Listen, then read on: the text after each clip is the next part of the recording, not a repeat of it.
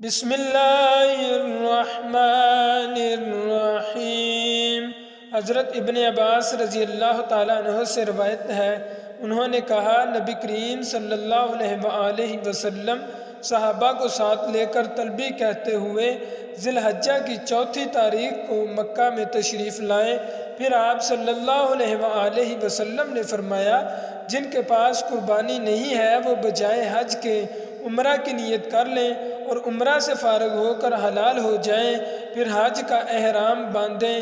حضرت ابن عمر رضی اللہ تعالی عنہ سے روایت ہے کہ نبی کریم صلی اللہ علیہ وآلہ وسلم نے فرمایا، عورت 3 دن کا سفر بغیر محرم رشتہ دار کے نہ کرے۔ حضرت ابو ہریرہ رضی اللہ تعالی عنہ سے روایت ہے کہ نبی کریم صلی اللہ علیہ وآلہ وسلم نے فرمایا، کسی عورت کے لیے جو اللہ اور آخرت کے دن پر یقین رکھتی ہو، جائز نہیں ہے کہ 1 دن رات کا سفر بغیر کسی محرم رشتہ دار کے کرے۔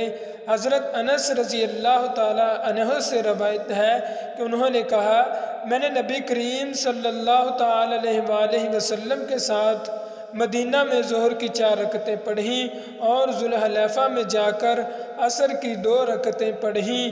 حضرت عائشہ رضی اللہ تعالی عنہا سے روایت ہے، انہوں نے کہا، پہلے نماز 2 ہی رکعتیں فرض ہوئیں، پھر سفر کی نماز تو اسی حال پر رہی، البتہ حضر مقیم کی نماز پوری 4 کر دی گئی۔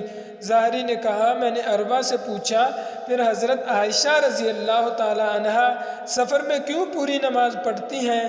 انہوں نے کہا، حضرت عثمان رضی اللہ تعالی عنہ کی طرح وہ بھی تعویل کرتی تھیں۔ دوستو، اللہ پاک سے دعا ہے کہ اللہ پاک مجھے اور آپ کو نبی پاک صلی اللہ علیہ وآلہ وسلم کی ان احادیث پر عمل کرنے کی توفیق عطا فرمائے۔ آمین ثم آمین۔